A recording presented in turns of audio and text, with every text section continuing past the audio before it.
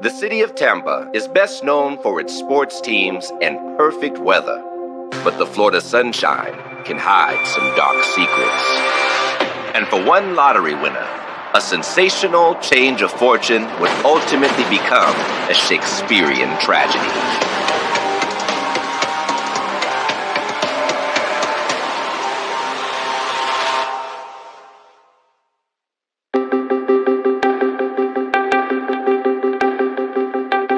With a population of over 3 million, the city of Tampa and the surrounding Bay Area attracts people from all walks of life.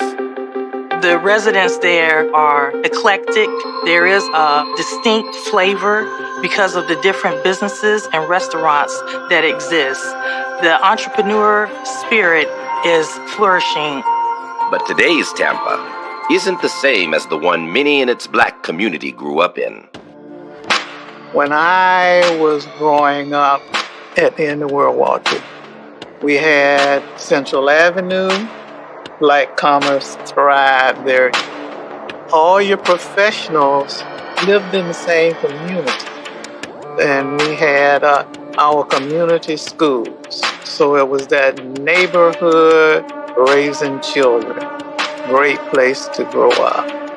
All of a sudden, they started busing our kids out of the neighborhood. That's when things started sliding societal for people of color, and I believe for people of the whole community. Some decided to move out to nearby towns like Plant City and Lakeland, establishing new communities and new opportunities. Because Lakeland is centrally located in what we would call a super region, within 1 hour you have access to almost 7 million people. Growing up, when you ran into people around the state and you told them you were from Lakeland, particularly people of color, they knew right away where it was, because it was one of the main concert stops in the mid-'70s and late '70s and early '80s. There were so many citrus groves that were here. You know, it was a bustling citrus community. But the slower pace of Central Florida doesn't keep crime at bay. It can find you anywhere, even in a town like Lakeland. And for one well-known resident, his local prominence made him a target. On November 9th, 2009, a man named Cedric Edom walks into the Polk County Sheriff's Department to file a missing persons report. His cousin, 43-year-old Abraham Shakespeare, has disappeared. He told the missing persons unit that no one has heard from him for 6 or 7 months, and he was concerned for him.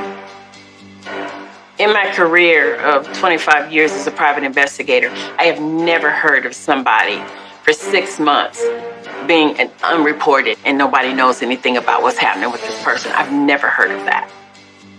Cedric explains that the family thought Abraham was away on an extended cruise, but recently discovered that wasn't the case. It wouldn't have been that unusual. Abraham could afford such a vacation, having won the lottery a few years earlier. He didn't show up, they didn't hear anything from him, like he didn't call me anything, then I suspect something was wrong.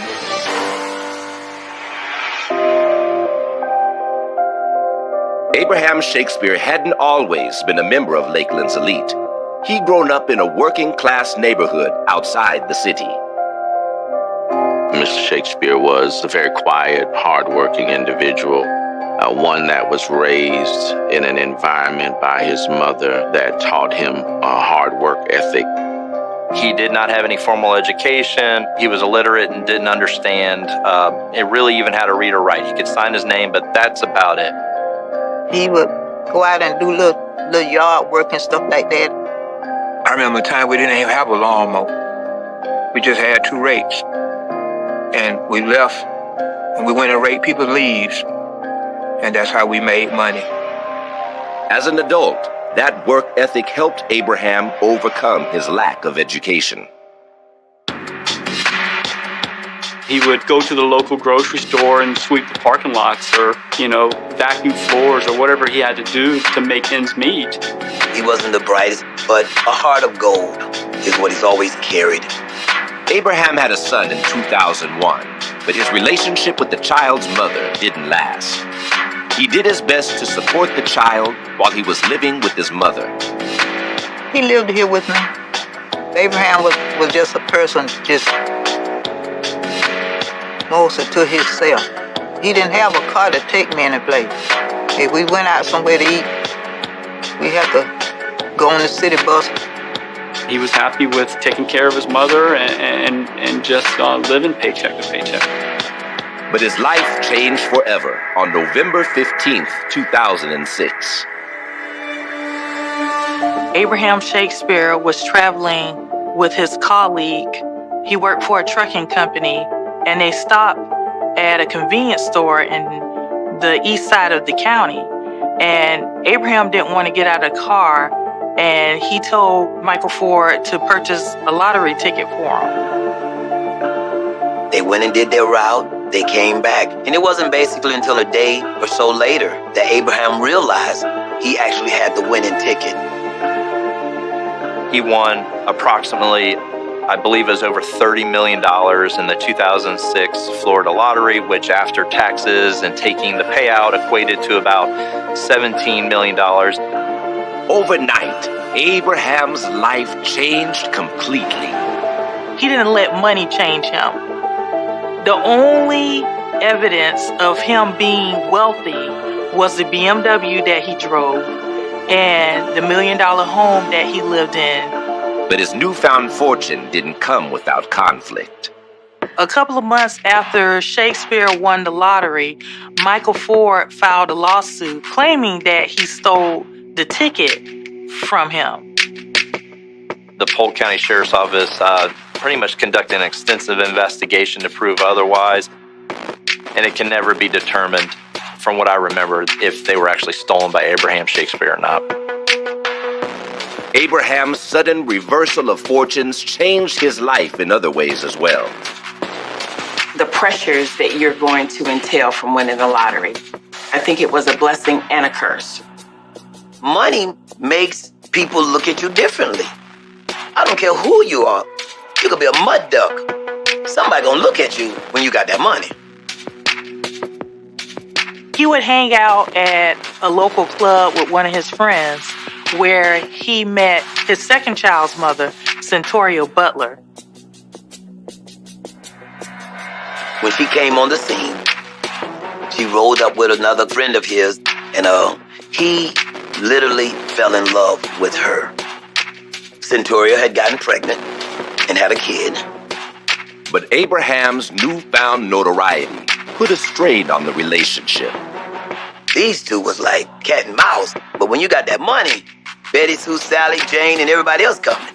And those was a lot of situations that Abraham was being a man. But Abraham loved her. Abraham began to feel the pressure of his new wealth in all aspects of his life. Winning the lottery absolutely makes anybody a target. He took a $17 million cash reward from the winnings. How do you deal with that? I mean, the guy had a 7th grade education, so I can't even imagine the pressure that he felt. All of a sudden, you've got family members, you've got friends, you've got everybody pulling on you. He probably bought 10 plus houses for friends and people that simply owed him a mortgage payment when they can make it. I told him, I say, "Little bro, what you need to do is get out the ghetto with that kind of money. Because you right now is like a lamb around a bunch of hungry lions. And they're going to be trying to eat you every chance they can." Now, just 3 years after winning the lottery, Abraham has suddenly vanished without a trace, and detectives are determined to find out why. People wouldn't see him in his usual spots. They were curious and they wondered what was going on. Is he still in Lakeland? Did he really get tired of everybody? Did he finally disappear?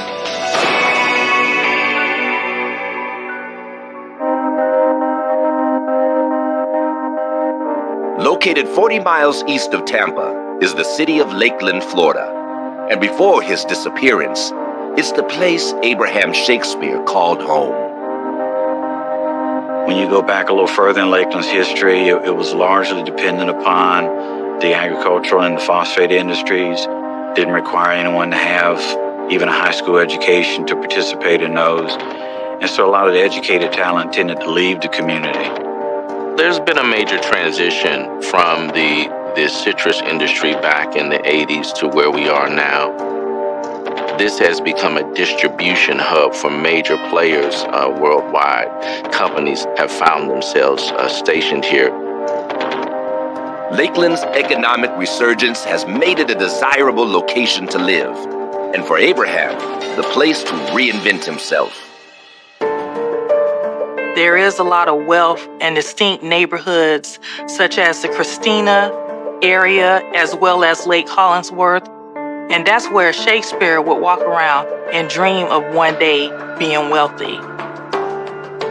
Abraham's dreams had come true, but as police begin the search for the missing millionaire, they learned that winning the lottery didn't quite turn out the way he hoped, and his new fortune was dwindling. He even was known to have extravagant parties where he would, pay for food, alcohol, DJs. It was even rumored that he threw a party one time where he had $30,000+ in cash, and then he made it rain money in cash for all his party goers. You got to remember, you go from $8 an hour on a job to now, you ain't got to work at all. His basic thing was that if I go broke tomorrow, I've done what I wanted to do. Abraham Shakespeare, by 2009, just 3 years later, we estimated that he probably had $3 million left. But was all of that enough to make him want to disappear? Abraham's cousin, who filed the missing persons report, doesn't think so. Well, once we were first assigned to the case, of course, the first person that we wanted to talk to was Cedric. Cedric lived in a house right in front of a lake that Abraham had purchased. Cedric tells investigators there is a woman who recently came into Abraham's life, and he suspects that she had something to do with his disappearance. Her name is Dee Dee Moore.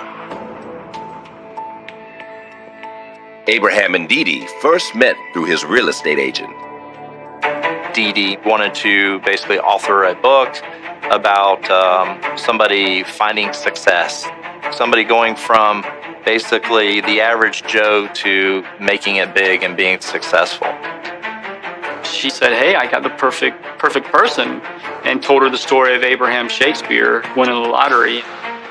Through the process of meeting him, Dee Dee kind of realizes that his finances are in a mess and offers to Abraham, hey, I'm gonna, help you out with your finances. Cedric Edom had an agreement with his cousin that he would pay the mortgage back. Well, when Cedric could no longer communicate with Abraham, he started making the payments through Dee Dee Moore. His concern was that Dee Dee Moore all of a sudden shows up to collect a mortgage payment, and she doesn't really have a viable explanation as to where Abraham Shakespeare is. But when officers speak to Dee Dee, she says that isn't true. She says, hey, Abraham, he wants to be missing. He doesn't want to be found. Abraham had gone on a vacation or somewhere to Jamaica. He was kind of trying to get away from it all because so many people were pulling on him, trying to get money. Dee Dee even shows them a video she'd taken of Abraham just weeks before, where he talks about wanting to escape. Do you get tired of people asking for money all the time, Abe? They don't take no for an ounce, so. He talked about how people would be lined up around the block at his mother's house, waiting for him. He had to change his cell phone number several different times. He had just had it with the pressure of being a lottery winner. He just wanted to disappear. So he was safe and sound. I wouldn't have felt comfortable either if somebody would bother me about money like that. In fact, Dee Dee seems to think Cedric has an ulterior motive for filing the missing persons report. He had gotten into an argument with Dee Dee over finances, over his house, over his car. We quickly realized that Cedric is a little put offish. You know, he wants us to find his cousin. He wants us to figure out what's going on with his cousin, but he doesn't want to really cooperate with us. And we were a little confused about that. Does Cedric know what happened to him? Is this a cover-up? Beginning in the late 19th century, bolita lotteries were popular among Tampa's working class, especially in the saloons of historic Ybor City. But it quickly became corrupt by organized crime. The lottery has always been involved with criminal activity. People would do anything to get their hands on money. As word of Abraham Shakespeare's disappearance began to spread, the residents of Lakeland were shocked. He was a fixture in the community, a man who'd spent his entire life in the same neighborhood. His stomping grounds or his area of hanging out was over there at Super Choice. Super Choice is definitely a gathering place in Lakeland's black neighborhood. That's where you will see a lot of the neighborhood guys hanging out, talking, catching up on that day's events. Everybody was saying he might have just walked away, but that's not Abraham. As an investigator, you always want to start an investigation being open-minded, but you almost go into a situation like this with a regret because you know 9 times out of 10, either there's some type of foul play or the person is deceased. That's not normal for somebody to be missing for 6 months and nobody has reported it. It's not normal. Polk County Police are stumped. There is only one person who can even prove Abraham is still alive. His friend and financial advisor, Dee Dee Moore. If anybody wanted to talk to Shakespeare, they always had to go through Dee Dee. So what they knew about their whereabouts was based on whatever Dee Dee told them. She actually, in front of us, sends some text messages. Abraham, please call me. Tries to call him, tries to call his phone. And she would even go so far as, Abraham, I'm with the police. Please, just call me, call them, let them know that you're okay. But despite Dee Dee's assurances, Abraham never contacts police directly. After a while, investigators become suspicious. She continued that for, 3, 4, 5 days. And finally we realized, it's going nowhere. When you interview somebody, you look for what we call interview indicators. It can be their eye movement. It can be their memory reaction. It can be their body language. It can be tics, physical tics. All of those things are indicators as to whether somebody is being truthful or they're being dishonest.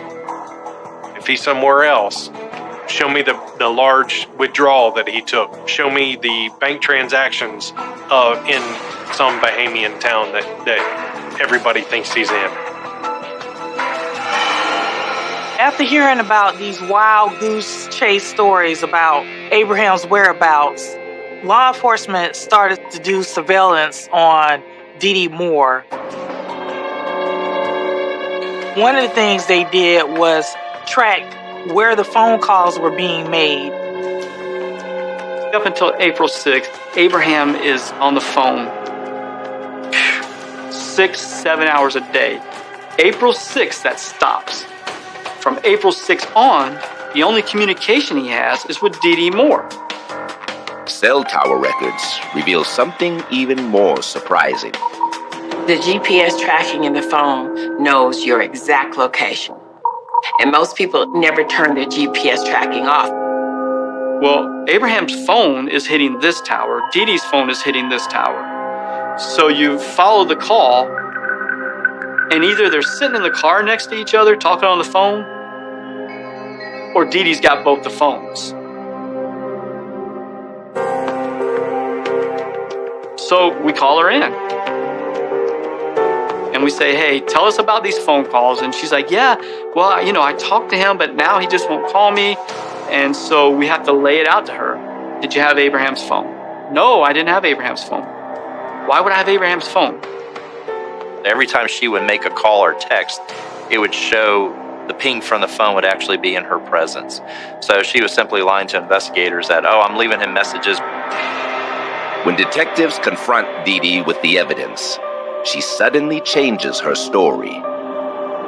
Okay, I did have his phone, but he wanted me to have it. He wanted to make it look like he was still here in case the IRS came looking for him. I mean, it was just one thing after another. And so at this point, there's definitely something with Dee Dee. A background check reveals something even more disturbing. We learned about an incident where Dee Dee was found by a passerby in a ditch. She claimed that she was carjacked, beat up, raped, left in the ditch to die. Sheriff determined that was not true. Reality, it was all fraud for insurance. She was upside down on her vehicle, and she didn't want to make the payments and thought she would get some insurance money. There were things that happened in Dee Dee's past that showed that she didn't walk on the straight and narrow. She was actually funneling money from this company she worked for into her account. When she was confronted about it by this business, hours later, there was a fire that was later determined to be arson. As an investigator, that's a huge red flag. If you'll do that, murder is a step away. There's nothing that you won't do.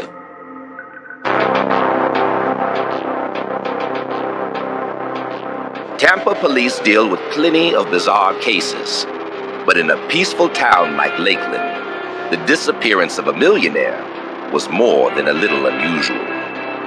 Lakeland is known for sunshine and retirees. They're not known for, lottery winners to come up missing. It is a very safe community. You could certainly roll through there with your windows down at any time of night. And the more detectives learn about Abraham Shakespeare's financial advisor, Dee Dee Moore, the stranger the case gets. Polk County Police discover that in the months leading up to Abraham's disappearance, he'd made a surprising decision. It began with a breakup from his girlfriend, Centoria Butler. He had a child with Centoria Butler. Dee Dee had him believing that you're going to lose everything. Centoria is going to come after you for all your money. You're going to lose it all. But Dee Dee offered Abraham a solution to the problem. You have this child. We need to put everything in my company's name. And Abraham went along with it. If he didn't have anything, then she couldn't get anything. I've always told him, everything that shine is not gold. Be mindful. Those are my words.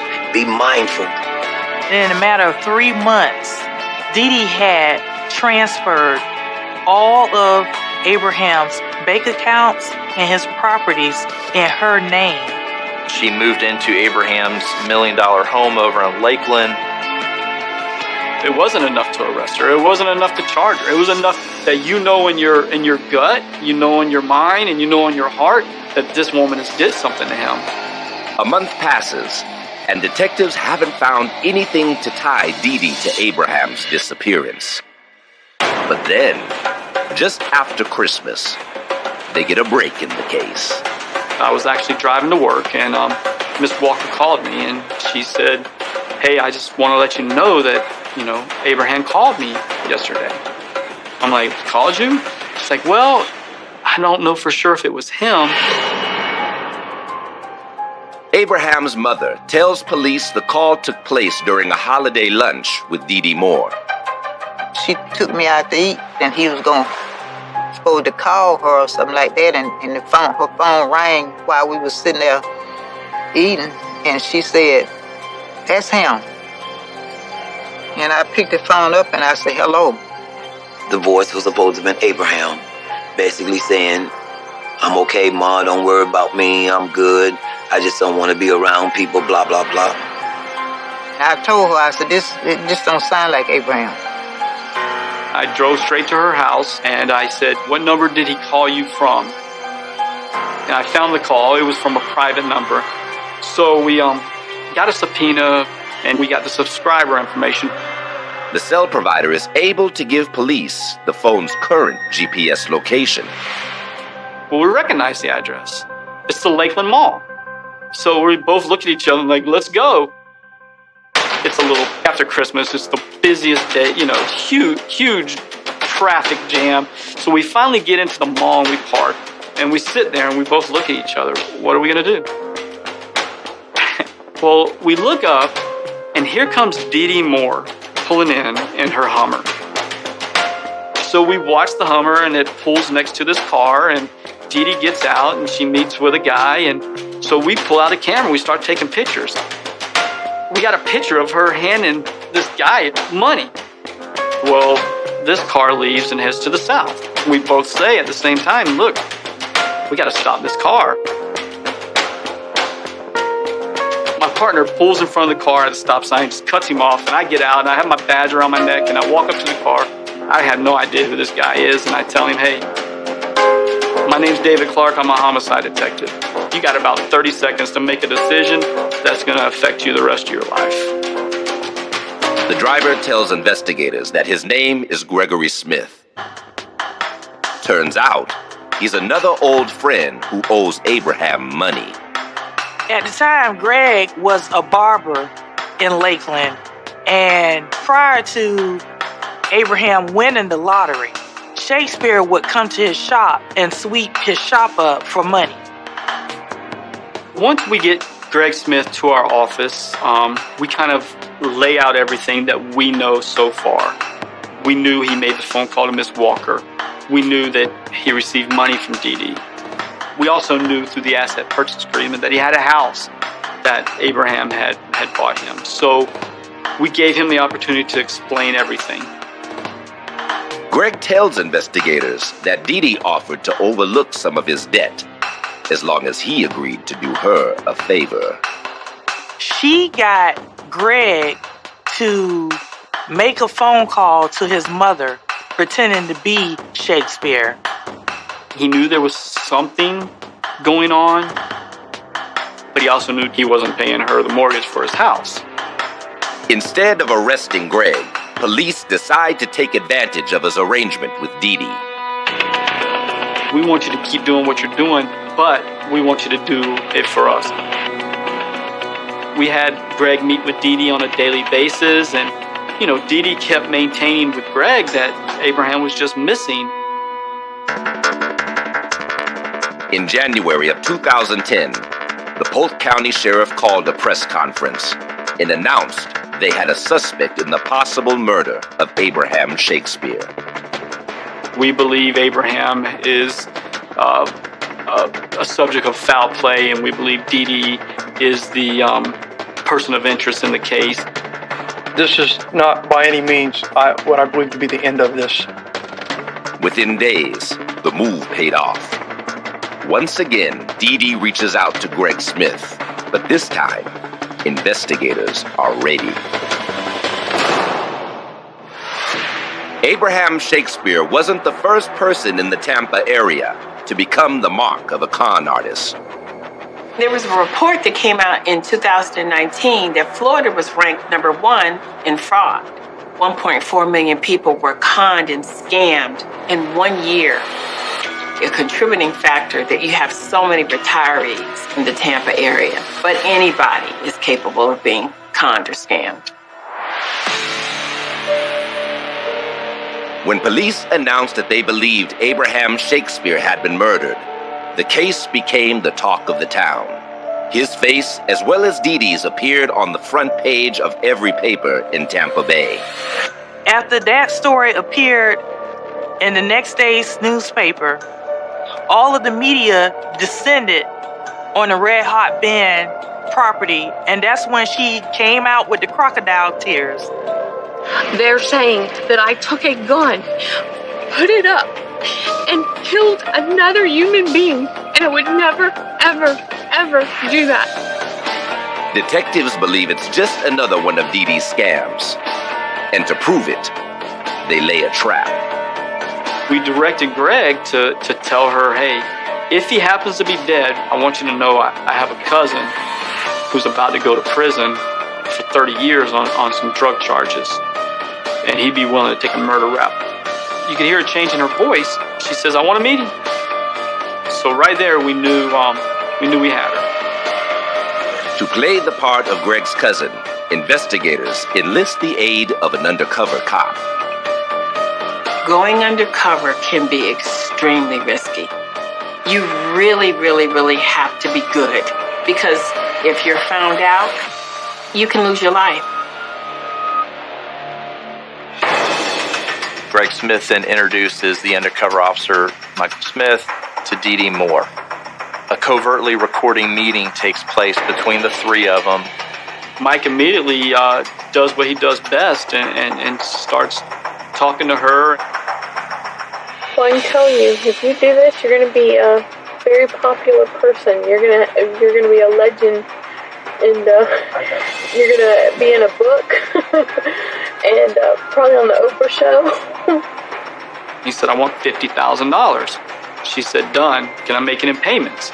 He said, yeah, make payments to my family. I'm gonna need 10 up front. Once I do this, make sure my boy gets the money.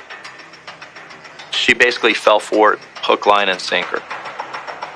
But it's still not a confession. I'm gonna need a body.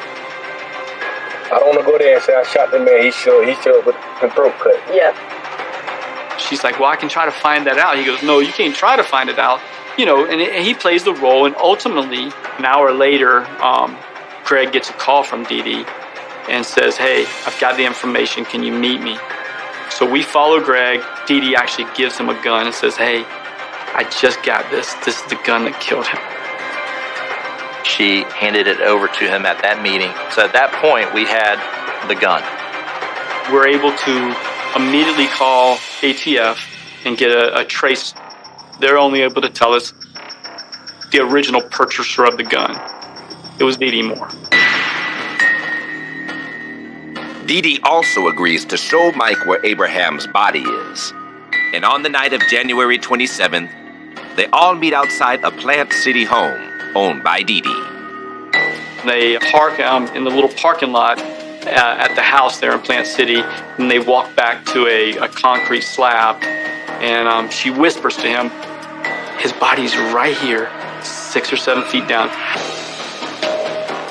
She grabs a piece of angle iron and sticks it in the ground and says, you just dig right down here, and that's where it is.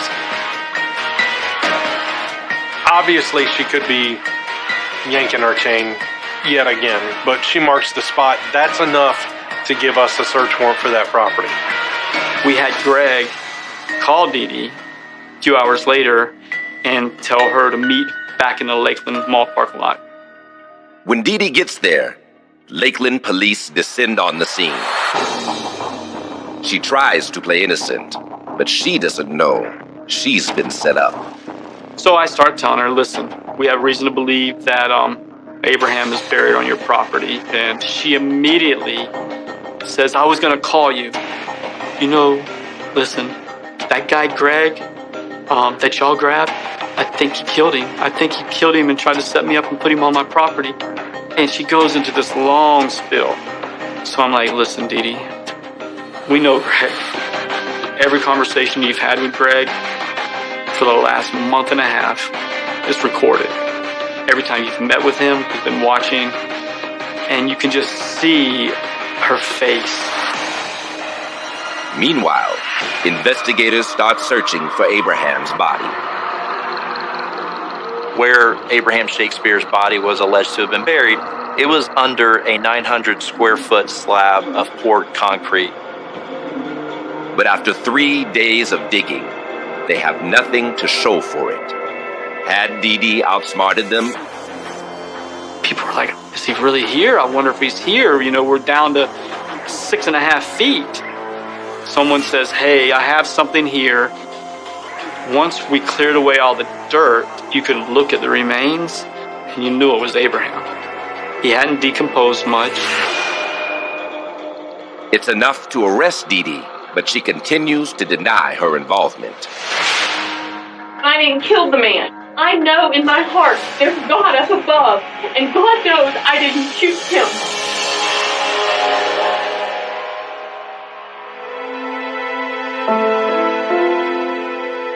For residents of the Tampa Bay area, when Abraham Shakespeare won the lottery, it was a heartwarming reminder that good things sometimes do happen to good people. So his murder hit everyone especially hard. To be at a height of an individual winning such an enormous amount of money and then taken advantage of by the hands of this, many people would say, an evil woman. It was not just a tragic situation for Miss Walker, but it was a tragic situation for the city. On November 28, 2012, the trial of Dee Dee Moore begins. The entire community of Lakeland watches the proceedings, hoping the prosecution will not let Abraham's murder go unpunished. The state wanted to show that Dee Dee Moore callously and premeditatedly murdered Abraham Shakespeare for the money. After Dee Dee Moore gained, I guess you could say, comfortable control over Abraham's finances, she started making pretty elaborate purchases. I would see sequential months where everything was lining up, and then all of a sudden, the money just vanishes out of this account. We're talking about $1 million. I mean, this woman murdered this man after befriending him. She didn't care about any of that. The only thing that she cared about was protecting herself and protecting the con. However, prosecutors believe that Abraham eventually figured out what was going on. He started to develop the sense that Dee Dee Moore was controlling his money to a point where he didn't have access to the sums of money that he was normally accustomed to.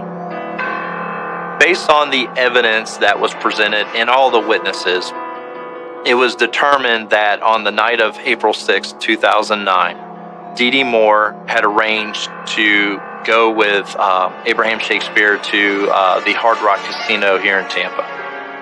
For the first time, he confronted Dee Dee. She probably realized, I'm going to have to kill him. He asked her, hey, I went to the bank, I couldn't get my money. She said, it's okay, it's in the safe in the house in Plant City. You can follow their phone records all the way down through Lakeland to Plant City to this house.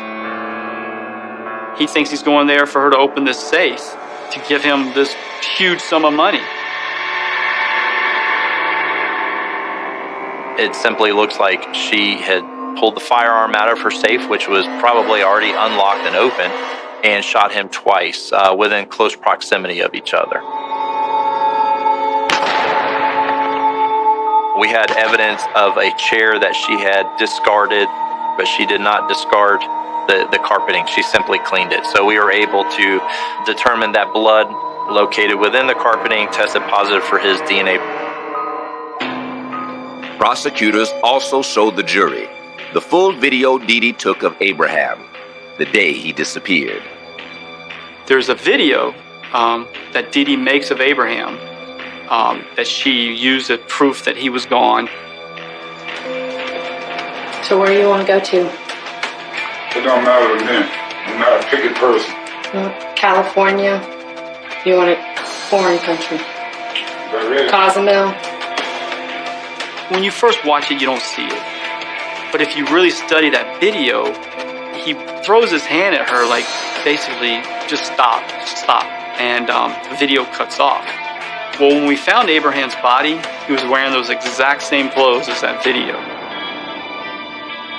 The tape is actually setting the whole stage, the fact that he's going away, he's going to leave town. Nobody's going to hear from him.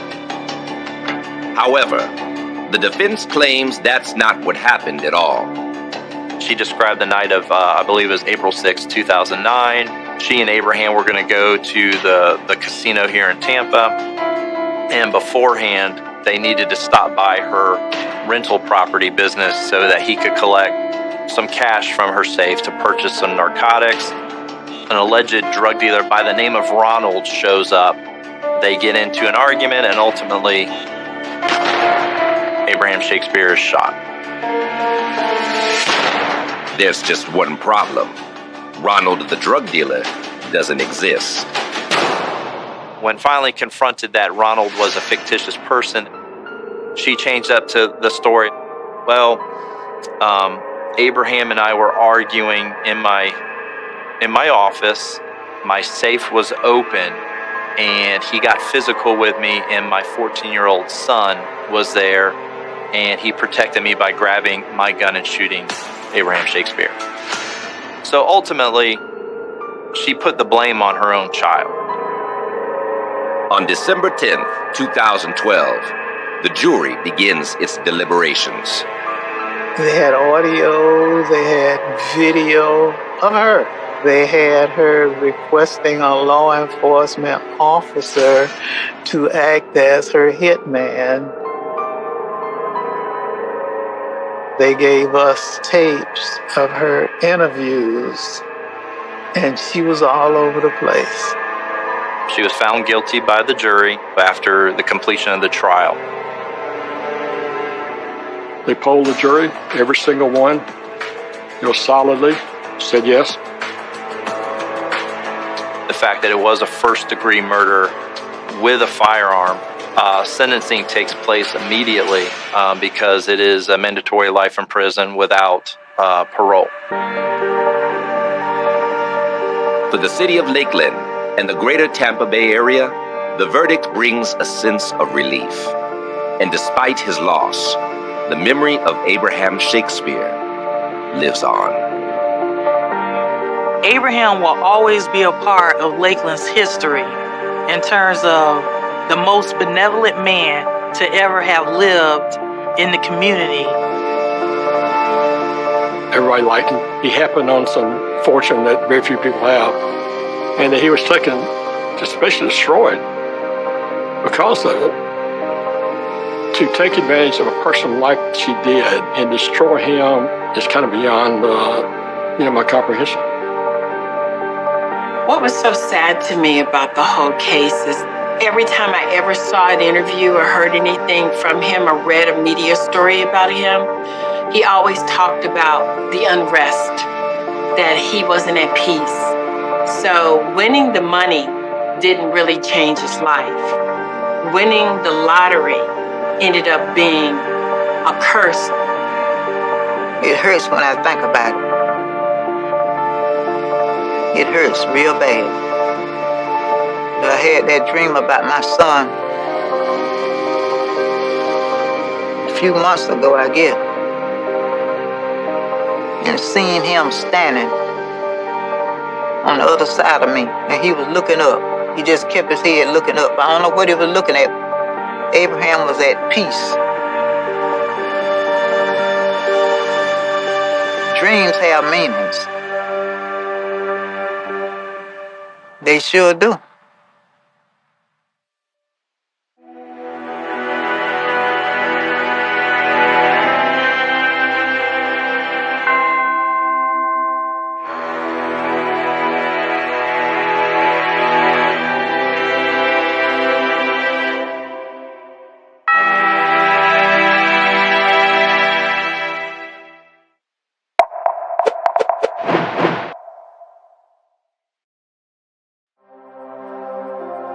Columbus, Ohio is often described as a big city with a small town personality.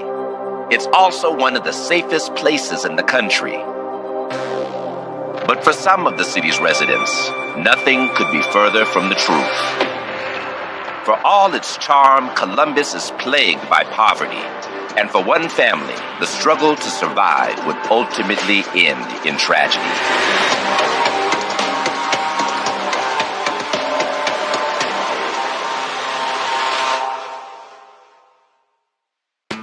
Founded in the 1800s, Columbus was once a bustling hub for the fur trade.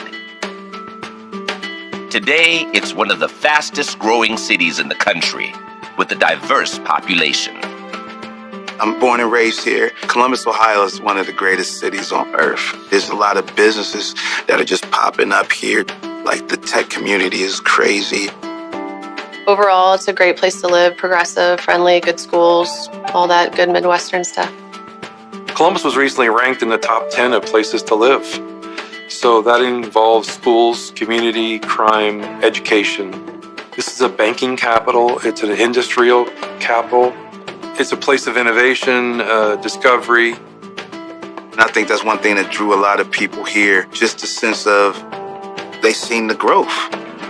Columbus is a city of 800,000+ people, 14th largest city in the country. And it's home to one of the largest universities in the United States.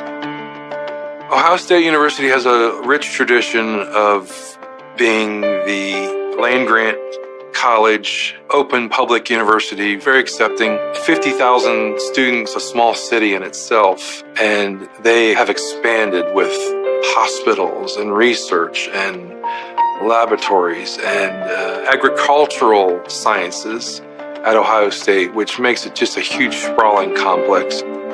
Not only do we have the Ohio State University, the Buckeyes, but we also have a sense of growth. Columbus is growing like you wouldn't believe. People are moving here, and not just people who just want to raise a great family. North Linden, it's an inner ring neighborhood, and the ring of I-270, which is our beltway that goes around Columbus. So it's within that more urban core, I guess. A lot of folks live there. A lot of people are really loyal to North Linden because I think it is an older community, and they feel a real sense of kinship and neighborhood there. But most of the families that reside in North Linden aren't lucky enough to experience the prosperity enjoyed by the rest of the city. And those families are disproportionately affected by the city's most violent crimes. In the early morning hours of January 18th, 2008, Columbus police receive an emergency call about a shooting in the neighborhood. 911, what's the emergency? My brother just got shot. I'm not really sure. My mom is outside. She's handicapped. The 911 caller was Diane Lewis. She said that there had been a shooting. She needed someone to come out. Before an officer is dispatched, they want to assess what type of call it is so they know what they're walking into. If it's domestic violence, or it's burglary, or it's theft, or it's an active shooter. It became clear very quickly that it was some kind of home invasion, multiple suspects, masked, armed with guns, and demanding money. There was a struggle, a gunshot, and they fled. This whole thing was done in 60 seconds from start to finish. When officers arrive, they find Diane attempting CPR on the victim, 17-year-old Dennis Lewis. I found a shallow heartbeat. I'm about to start compressions and I'm on top of him. And the police were behind me with a double-barrel shotgun. Freeze! She's covered in blood because she had been holding him. And so they're telling her, get down. They didn't know if she was involved. Like, they didn't know what was going on. So they're screaming at her and she's screaming back. I just start losing it. I'm like, wait a minute, I'm pregnant. That's my brother. Save him.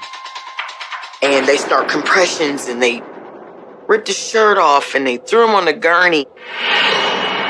Diane said she knew when they carried Dennis out, by the way that his arm was hanging, that he wasn't going to make it. That's when I got word of it. He was deceased. It was like a dream. It was like, this can't be real. A good kid from an East High School. Why would this have happened to him?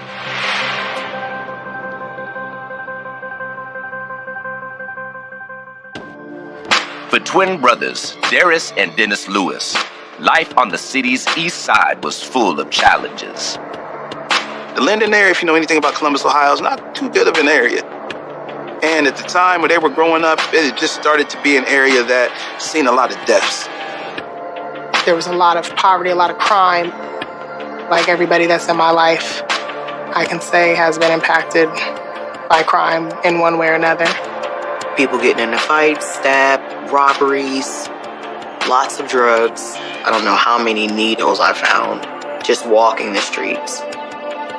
We grew up in an impoverished neighborhood. This is our normal. We have to deal with it.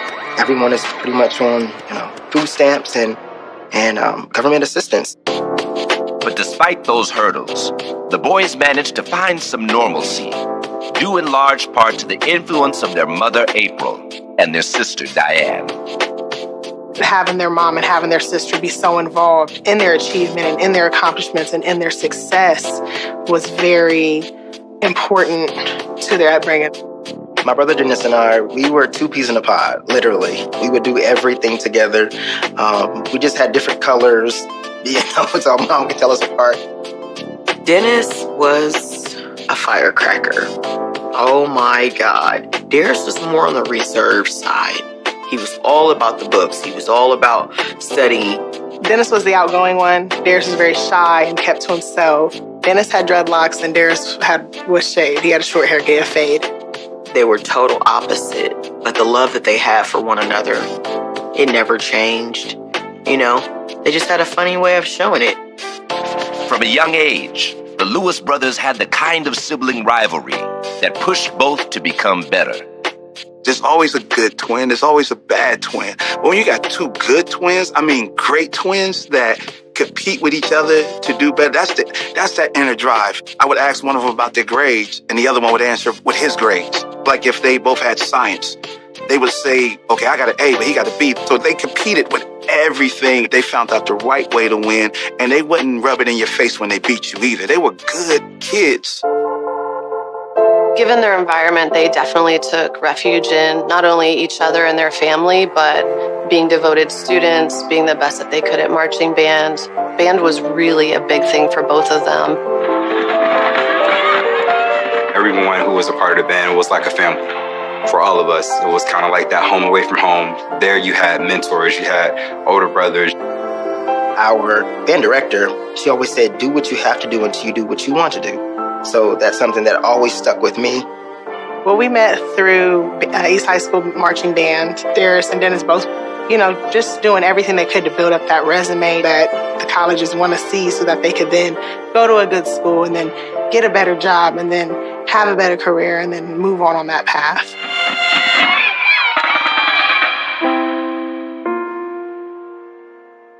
Essentially, our plan was to get our mom out of poverty.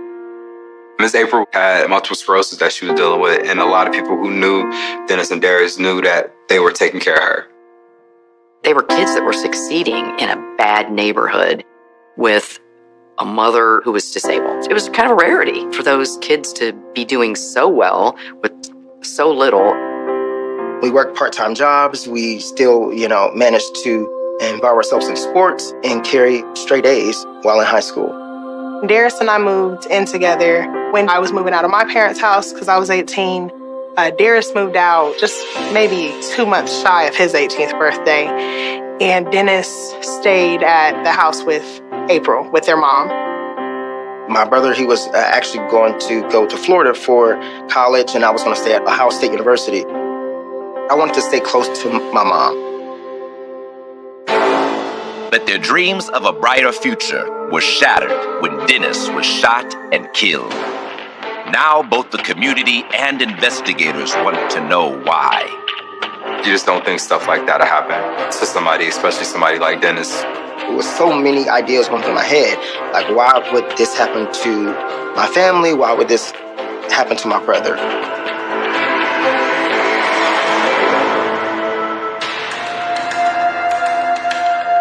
On January 18th, 2008, masked gunmen claimed the life of 17-year-old Dennis Lewis during an apparent break-in.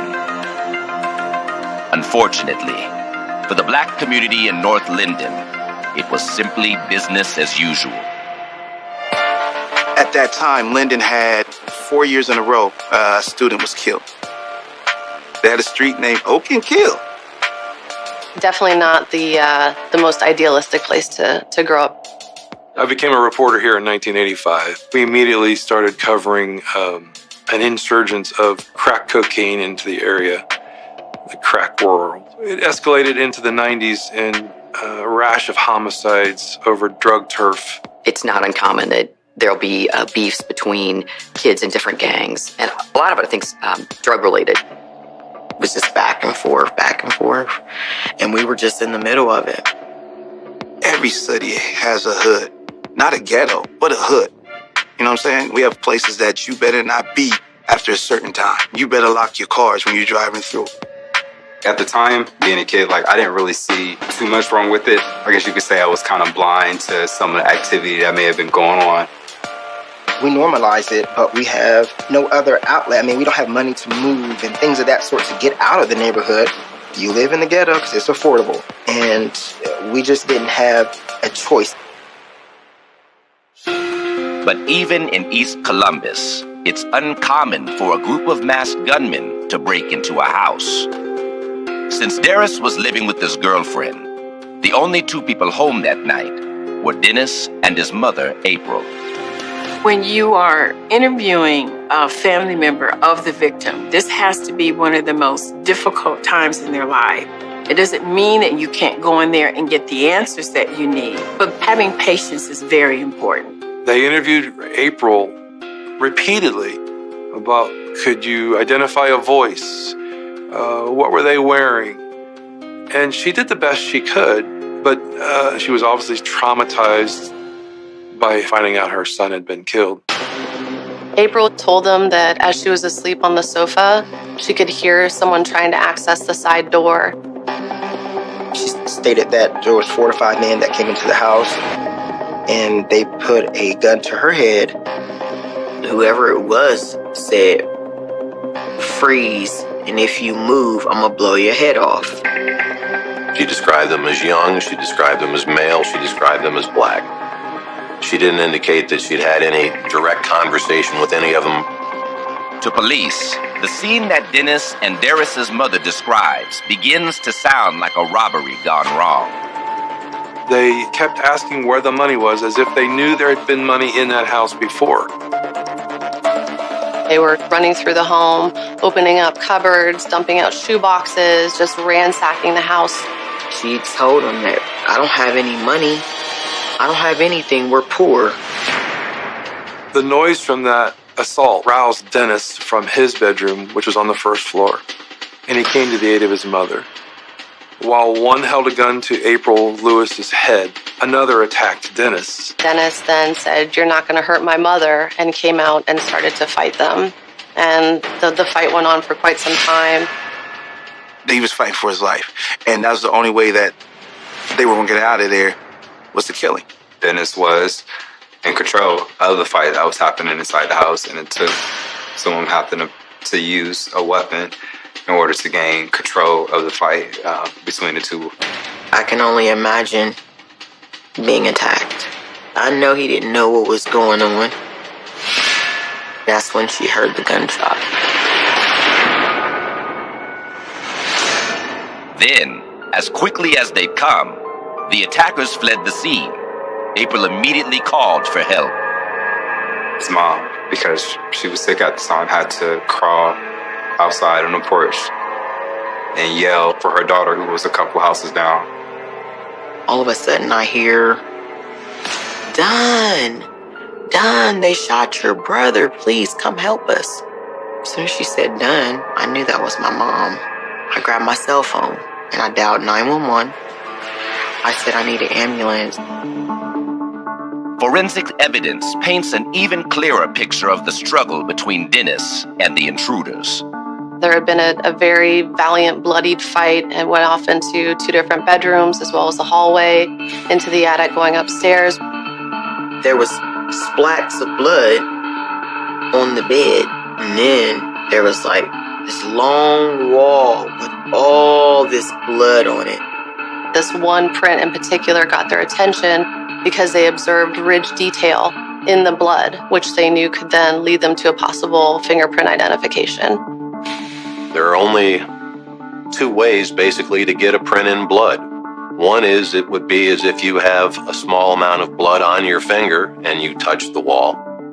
If you have a small amount of blood that's drying on the wall and you would put your finger on it, you could leave a blood print that way as well. Either of those ways would require you to be at the location at the time of the incident. The detective instructed the crime scene search unit to collect that piece of drywall. They actually physically cut the drywall off of the wall. That was packaged up and then sent back to the property room. As investigators continue to search for clues, Diane Lewis makes the most difficult phone call of her life. Sometime in the middle of the night, I hear his phone ringing, and then he's like, "What? Diane, slow down." And he sits up in the bed, and at that point, I felt something was wrong. I could tell that there was something going on. I received a phone call early in the morning. It was from my sister, and she said that your brother has been shot. I threw on a coat and my slippers, and I just jumped in my car. I put the foot to the pedal, and I just drove so fast. He parked his car in the middle of the street, got out, didn't shut the door. The yellow tape was already up. He ran to that house. By then, it became an active crime scene, and anybody approaching would have been stopped and then questioned. And he identified himself as Darius Lewis. When Darius is told the details of what happened, he finds it hard to believe anyone would try to rob his mother's house. It wasn't like she had big TVs and expensive things in her house. It wasn't like they had a bunch of stuff worth stealing. So why would someone even break into the house? In fact, he thinks the intruders were after someone else. I had a cousin, and his name is Joey. He would come over sporadically, eat and things of that sort. 2 weeks prior to me moving out, I see him packaging up pills and things of that sort, and I was very uncomfortable. For me, it was something heavy. I was like, I don't want to be involved in any of, whatever's going on here. The theory was that word on the street was Joey may have kept money and or drugs at the house. He was a likely target of this robbery, even though he wasn't there. Hours after Dennis Lewis was murdered, the city of Columbus wakes to the terrible news that another young life had been cut short by gun violence. There was a lot of media coverage because this was a family who was poor, but those boys were in band. They were good students. They were not the typical kids you hear about that get killed or that are involved in anything. So it was all over the news. They wrote up a big article about the fact that they were kids who were succeeding from a background where oftentimes you don't see kids succeed, and it just amplified the sadness of the story. I was tired of it. I was tired of dealing with another young person losing their lives in my city. I was tired of having to report that. This is a rising star in the community who is a standout student, really remarkable with a future ahead of him. I just couldn't grasp the fact that my twin would not be here with me. It's like, what do I do now? Darius believes his brother may have been killed accidentally, and that his cousin Joey was the intended target of the robbery. Joey Westbrook had lived in the house 3 or 4 nights a week. He was involved in a drug trade, moving large sums into southern Ohio. Joey would have people over. Always had a different girl. Always had his hair done and, Versace glasses. He drove a little fancier car, flashed money, was out all hours of the night. He made no secret of the fact that he was dealing in drugs. Part of why Darius moved out of the house was that he had come downstairs at one point in time and saw Joey counting pills. The motive that seemed to ultimately make the most sense to us was they'd targeted the house thinking that the dope connection still existed. But Joey wasn't there when the break-in occurred. He was already in jail. He was locked up. The day before the homicide, Joey was picked up on charges in southern Ohio and I believe the city of Portsmouth and locked up. At time of his arrest, he had over $12,000 of drugs and cash on him.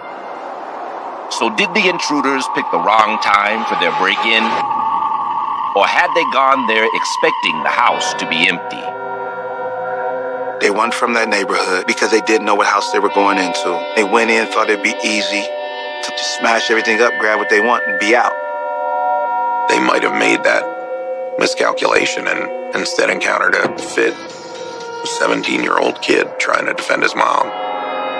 Investigators pay a visit to Joey Westbrook in prison. To their surprise, he admits to keeping drugs in the house and agrees with their theory about the break-in. He believes that someone was looking for his stash of drugs and his money the night Dennis Lewis was murdered. Unfortunately, Joey has no idea who it might have been. He was moving large amounts of drugs in and out of Columbus and Scioto County as a pipeline, and he had a lot of enemies. In a city that large, you're literally looking at hundreds of potential suspects. And without having any evidence, you're really looking for a needle in a haystack. On January 24th, Dennis Lewis is laid to rest. Mourners from all over the city of Columbus come to pay their respects. The funeral was over 1,800 people. So you had a lot of faculty, you had students, you had family, you had just community. A lot of people spoke, a lot of people came. It was like celebrity status. I've never seen anything like it in my life. Our mayor, he said that he wanted to pay for everything. He has to have the best of everything. And he paid for my brother's funeral. When the mayor of your city is talking about you, you know how important you are. Darius leads the choir in song and delivers a heartfelt message to his brother's killers. I do remember saying that whomever did this, I forgive them. There's no malice, but please step forward. His appeal goes unanswered. Weeks pass with no further leads, and Columbus police come under pressure to find answers. It was a month.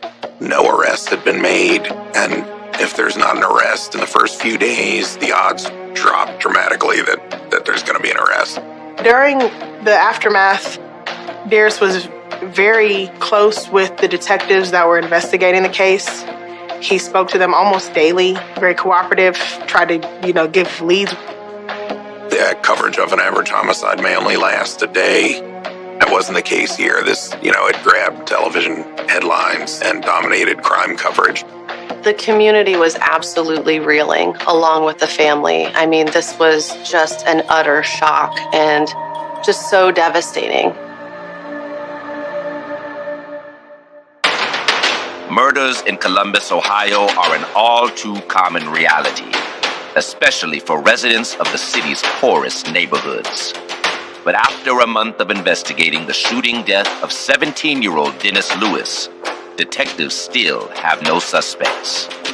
The case had kind of gone quiet, and in the meantime, other homicides are happening in the city, so the case sort of ended up on the to-do list. There were a lot of rumors that were going around. Is somebody going to be man enough or woman enough or be honest enough to come forward and say, hey, you know what I'm saying, it was me?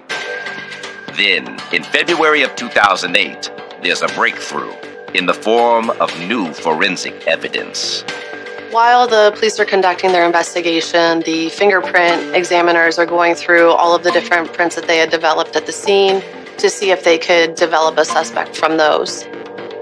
At one point in time, the fingerprint identifier came and said, I've got this print, and you're not going to believe who it comes back to. They had recovered a print in blood off of the wall. That print came back to Darius Lewis.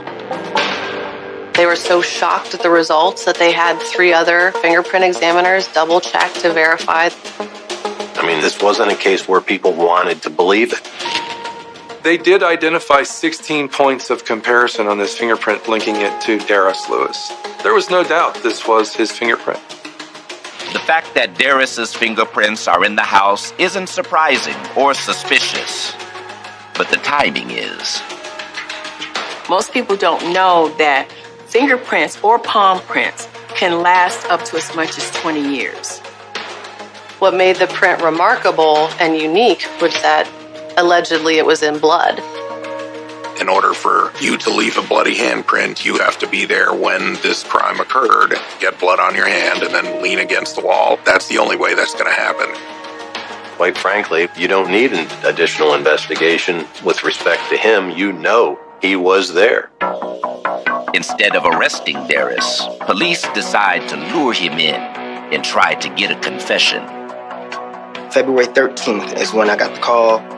They say, hey, we have leads. We want you to come identify some people. They tricked him.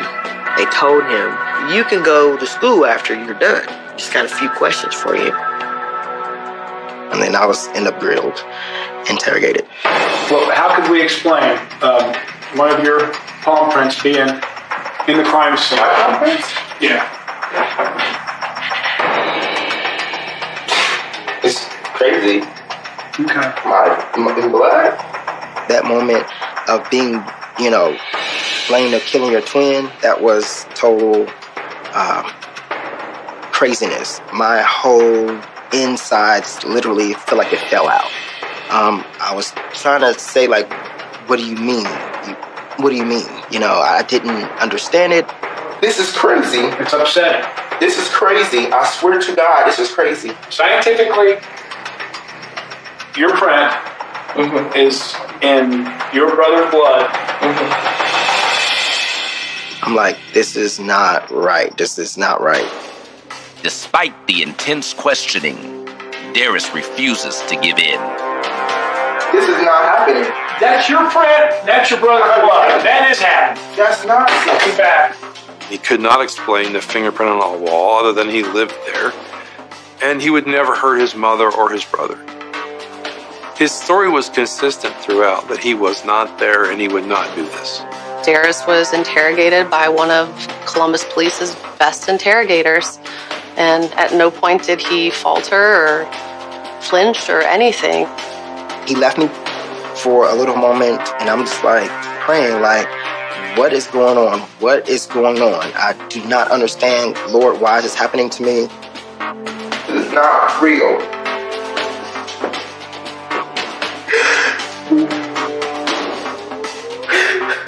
It's some of the most disturbing tape you can ever watch because he is absolutely beside himself, shaking and holding himself, and there must be a mistake. He came back in, and that's when they arrested me. I was charged with aggravated robbery, aggravated murder, aggravated kidnapping. He is being accused of the most heinous crime, bludgeoning his brother to death and shooting him. To their friends and family, it's a crime too horrible to consider. But what if it's true? The detectives, they came in the house on February 13th and pulled my arm to the side and said, do you want to tell your mom or do you want us to tell your mom? I said, tell her what? Your brother's charged in the murder of your other brother. Not only was it impossible for who he was and what his character was and what the crime was, but it was impossible physically because he was on the south side of town with me in our home, in our bed. I got a phone call and it was cut on the news. I was just you gotta be kidding me. This can't be real. You start to think well, damn, did he really do this? After a month of investigation, Columbus police have charged Darris Lewis with the murder of his twin brother, Dennis. Once the story hits local media, the reaction is polarizing. The media response to Darris being arrested, as you can imagine, took a very ugly turn. It really seemed that Dennis was this just remarkable young man, and then here's this either jealous or lesser twin who's now gone and taken his life, and that was definitely the portrayal that was occurring. We started to see division amongst some people who felt that maybe he would have done it, some people who were defending the fact that, no, he wouldn't have done it. When we found out Darris was arrested and charged, anger. they want to change the narrative and close the case. And a lot of people believe that they picked Darius because they had nobody else. It very much looks like they just want to close this case. They just want to say, well, we solved it.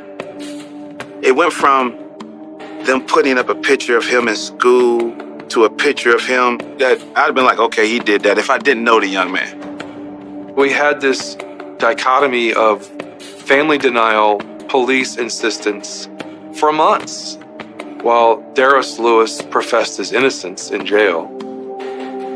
I told him, if we are the last two standing, I will never leave you lonely. As he awaits his trial, Darius keeps his spirits up by focusing on his studies and on God. I was confined physically, but mentally, I was still open. The school, they brought my books up there. I still graduated basically while I was incarcerated. Psychologically getting through those days, it was more of my spiritual connection. There was not a day that I did not read my Bible. I'm not built to break. So that was my motto throughout the whole entire ordeal. I'm not built to break. I really felt in my heart of hearts, I was going to be released. I was going to be vindicated of all charges, exonerated. But Darius's faith will be tested. At his pretrial hearing, the court rules he will be tried as an adult. If convicted, Darius could spend the rest of his life in prison. There's different things that can assist a judge in making a decision whether a child or youth is going to be charged as an adult. The type of crime, the brutality or viciousness of the crime. Anybody over the age of 13 can be charged as an adult. After the court hearing, Adam Neiman was officially appointed as Darius's counsel. And one of the first things that we did was go down to the jail to meet him so that we could get his side of the story. Adam and I were just both struck by Darius and how inconceivable it is that this person sitting in front of us is even capable of carrying out the things that he was accused of doing. Everyone said it. This isn't the kind of kid who would do this. There was a bloody print saying otherwise.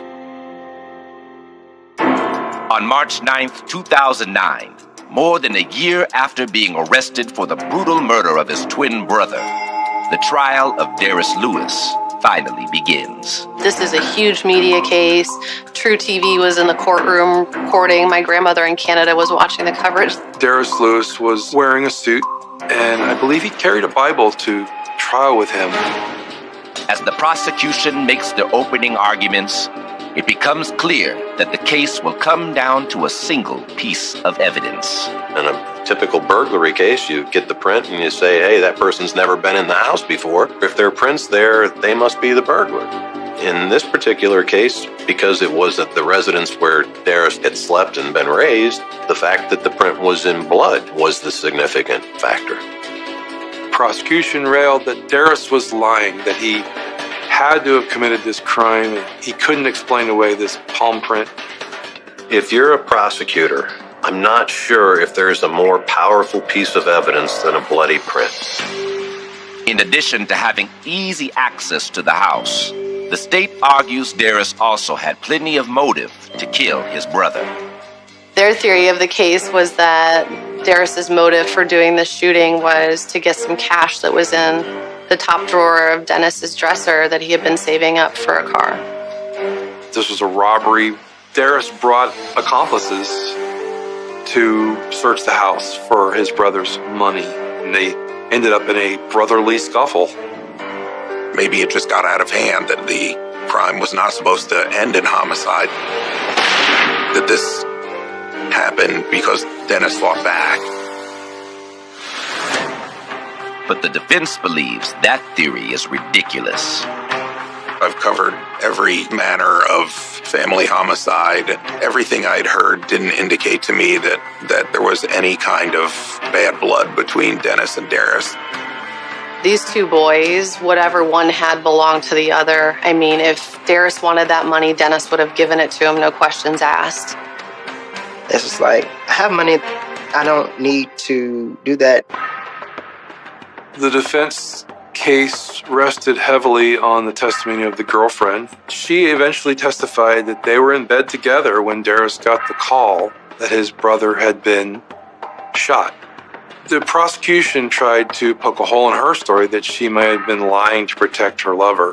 But again, there was no way to prove where he was other than they saw him walking down the sidewalk, heading toward the house. They started asking questions more like, how do you know that Darris was in your house the night of the 17th? I would have noticed if he had left, he wouldn't have had time to get there and get back and dispose of whatever, Darris would have had to driven back home after having this fight with his brother, jump back into bed with his girlfriend so that he can pretend to be asleep when the phone call comes in. It's inconceivable.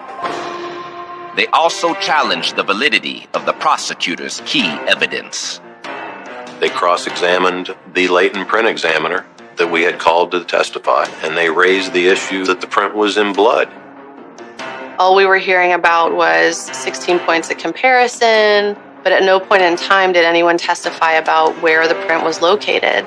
And it was at that time we used transparencies to basically show that there's no red substance there.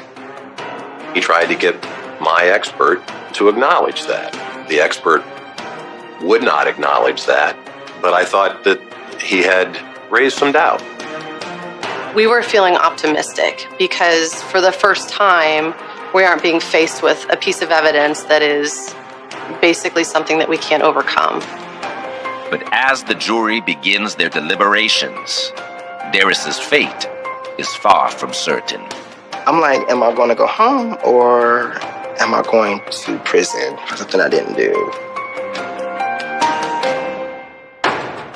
It's March of 2009, and the residents of Columbus, Ohio anxiously await a verdict in the trial of Darris Lewis, an honor student accused of murdering his twin brother. This became a story of biblical proportions. The Cain and Abel story, how a brother could kill a brother. How could this possibly be? We were just waiting for the jury to deliberate. These things can last for days. I'm trying to, understand, did we convince the jury? Did we do everything that we possibly can? It was surreal. It was a moment to say, they have my life in their hands. Unexpectedly, the jury returns after only one day. But as it turns out, they haven't reached a decision at all. One of the jurors had some family issue. Because of that, the juror could not come back to continue deliberations, and therefore you could not have a unanimous jury of 12. Case was declared a mistrial at the defense request. When the mistrial was declared, there was an audible gasp from the Lewis family, and they wanted closure. They wanted the acquittal. They wanted Darris to come home free. And they knew that they were going to have to go through this again because the prosecution had said openly that we'll seek another trial. Darris remains in custody, but instead of immediately setting a new trial date, the prosecution and defense reach an agreement. They will first retest the fingerprints found at the crime scene. I think that's when we showed the evidence of the print, it not being in blood, the prosecution, they were like, okay, to make it all fair, let's test this evidence. They've raised this issue. We need to make sure, because our whole case is based on the fact that the print is in blood. If the print's not in blood, then we don't have a case. On August 6, 2009, a forensic expert renders their decision. The prosecutor's office tested at the lab. We were all present there when it happened. When you're taking a look at the drywall that was cut out in this case, and you can clearly see the bloody handprint that the detective saw at the scene, and then above that print, you see the latent print, which was Darris's print that could have been placed there at any time in the past 4 years. And clearly, they're not in the same location. The lab person came and told us there was no sign of blood. They had not tested positive for blood. The mistrial was really a win. It allowed the defense team an opportunity to re-examine the evidence, And in doing so, they discovered that that bloody fingerprint didn't exist, and it helped exonerate their client. I was happy I had my answer. I was able to do what needed to be done. Half hour later, he walked out of jail. I go downstairs and Shannon's all on the floor, crying and everything. I fell to my knees crying, you're going home, you're going home. The news of Darris's release sends shockwaves through the community. I was prepping for dinner that day. My phone rings, and it's Adam Neiman, his lawyer. He said, turn on the TV. Your brother was acquitted of all charges. And I just hollered. When I got out, my sister, she gave me this big hug. I'll never forget this big hug. And she's like, well, where do you want to go? I was like, just want to see Dennis. I wanted to see when my brother was buried. After 18 months in jail, Darris is finally free. But what he has lost can never be replaced. Reality sat in for me. Is like, what do I do? My name has been thrown in mud. There's a stigma on my name. How do I balance? How do I come back from this? The first thing I thought was Darris would have full ride scholarships to Ohio State, but he probably would have been our valedictorian. Y'all took everything from him. The city decided that they had to make restitution to this young man for the time he spent in jail for a crime he did not commit. They came up with a settlement of $950,000. They gave him some money. They couldn't give him his brother back. And he'll forever be affected by it, his mom, his sister, his whole family. Columbus had to admit that the homicide detective and the crime scene fingerprint expert never compared notes. And there was a breakdown in communication. Horrible incompetence. I think that they just put blinders on once they got Darris. The police department did come out and issue a full apology, admit wrongdoing, and also put in place procedures so that this hopefully would not happen again in the future. Since his release, Darris has gone on to help others in his East Columbus community and to realize many of the dreams he and Dennis once shared. To make it through such a horrible experience and come out to be the productive, successful man that he is just really speaks volume as to who he is as a person. Even though our brother is gone, he still lives through him. He still lives through him. I do feel like Dennis is with me. I carry him with me every day. He's here with me.